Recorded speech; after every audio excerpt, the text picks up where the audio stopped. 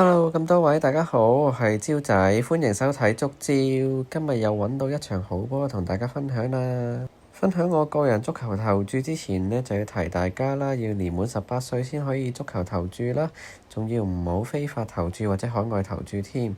如果有沉迷賭博嘅情況呢，就要尋求協助啦。首先就要重溫上一次嘅分享啦。我上次呢就揀咗法甲嘅賽事，朗斯對馬賽2.5球大波1.71倍。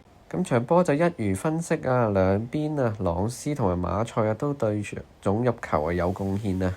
咁啊2-1啊，賽果就係朗斯贏嘅。咁你以為我實有錢贏啦？記唔記得上次我遮住咗部分嘅波飛呢？其實啊，其中一關啊就輸咗啊。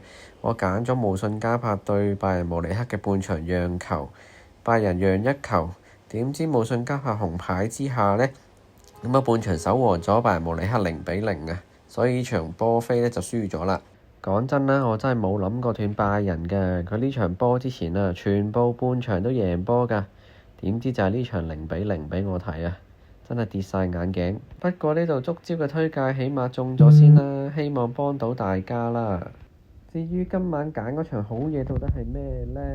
嗱，今晚我就唔係揀矚目大戰啦，最大戰嗰場呢就一定係國家打比啦，即係巴塞羅那對呢個皇家馬德里。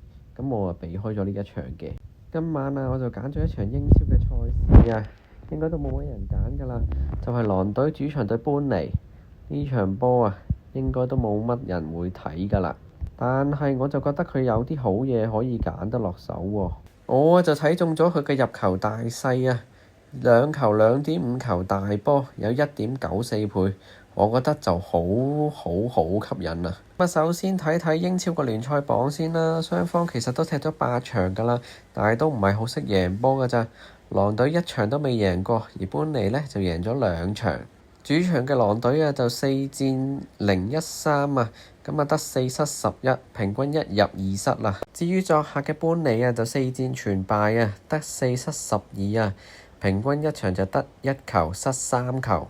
就咁聽個平均數啊，都覺得揀大好合理啦，係咪先？我哋再睇下其他數據。首先呢度就係主場狼隊今季賽季嘅賽果啊。方便大家睇加啲圈圈先，咁啊紅色嘅呢就係總入球細過2啊，灰色嘅呢就係總入球等於2，其餘就係總入球大過2啊。點解今次啲圈圈唔係大過或者等於3先圈嘅呢？因為我哋今日嘅總入球中位數呢就係2球2.5球，如果開2球呢，我哋都係輸一半啫。咁啊呢度可以見到啊，有狼隊嘅波啊就總有入波啊，未試過0-0㗎佢哋。同埋1-0呢都係得2場啫。我哋再試下，淨係睇下佢哋主場嘅表現啦。呢度好明顯見到啊，佢哋全部都起碼有2個入波啊。如果淨係睇英超啊，佢哋淨係最尾嗰場先係1-1總入球2啫，其餘嗰3場輸啊，總入球起碼4或以上啊。咁如果今晚你想見到大波啊，咁啊希望狼隊會輸嘅波就最好啦。狼隊主場總入球最少嗰場都有2喎，入球大細2球2.5球，起碼有半個保險盤喎，真係唔買咩？主隊睇完啦，睇埋作客嘅般尼今季嘅賽程賽果啦，我照樣圈一圈俾大家睇，紅色就係細過2球，灰色就等於2球，其餘就係大過2球嘅賽事，同狼隊一樣啊，般尼今季啊都係未試過總入球0嘅。咁所以見到佢哋呢，都應該會可以見到有人執翻個波出嚟啦。仲要留意下，唯一一場細過2嘅呢，就係有紅牌嘅賽事啊。咁啊，紅牌都知道啦，絕對會影響比賽嘅進程。咁所以正常發揮呢，都起碼有2球波或者以上啦。呢度漏咗圈啊！除咗第一場同埋對利物浦有紅牌嗰一場之外呢，佢哋基本上全部都入到波嘅，咁啊可以留意呢一點啦。咁啊頭先講咗啦，佢哋4場作客今季都輸晒嘅，咁啊不過佢哋總入球起碼都有3球或以上啦，咁啊試過2場有5球6球添。咁啊睇完雙方比賽數據啊，再睇埋佢哋嘅對賽往績啊。好啦，又加啲圈啦，灰色同樣都係2球啦，綠色就係3球或以上。呢度版面所見啊，開唔到總入球2球或以上嘅呢，其實得4場啫。咁啊，轉睇淨係主場嘅數據啦。咁啊，試過2次3球或以上嘅啫，一次就狼隊主場3-0啦，一次就輸0-4嘅。細過2球呢就有4次咁多啊。咁所以如果睇狼隊主場對賽對住呢個般尼呢，咁啊呢場波就favor細波多少少嘅。對賽都睇完啦，咁我哋就睇盤口嘅比較啦。咁啊，出邊博彩公司呢，咁啊大部分初盤都係2球2.5球，即一間係開到2.5球初盤咁多嘅啫。咁啊不過都唔緊要啦，而家全部一致啊，都開緊2球2.5球啦。至於我哋馬會又點呢？咁啊佢啊算開得都正常嘅。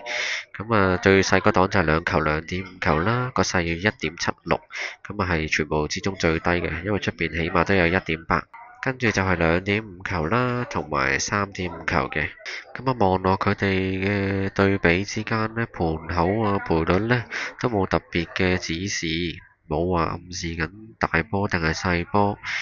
咁啊，即管睇下會唔會係跟數據走？呢場起碼都有2球啦。再重申一次，我呢就買2球2.5球大波，有1.94倍嘅。唔知你覺得我今日嘅選擇會唔會有啲特別呢？我揀嘅場次都唔係咁主流啊，不過我覺得呢個有半個箍筍盤嘅2球2.5球實在值博啊，賠率差唔多有2喎。唔睇往績，齋睇雙方今年比賽嘅數據，2球都唔算好難啦。唔知你又有啲咩睇法？今日會唔會同我一樣同路啊？不妨留言同我交流下喎。如果鍾意今日嘅分享啊，又想支持足招啊，最好就係訂閱我啦。咁啊，當然最好就係撳埋個鐘仔，有片就即時有通知啊嘛。若然聽日狼隊對般尼真係開2球2.5球大波，可唔可以聽日撳返入嚟睇多次呢條片？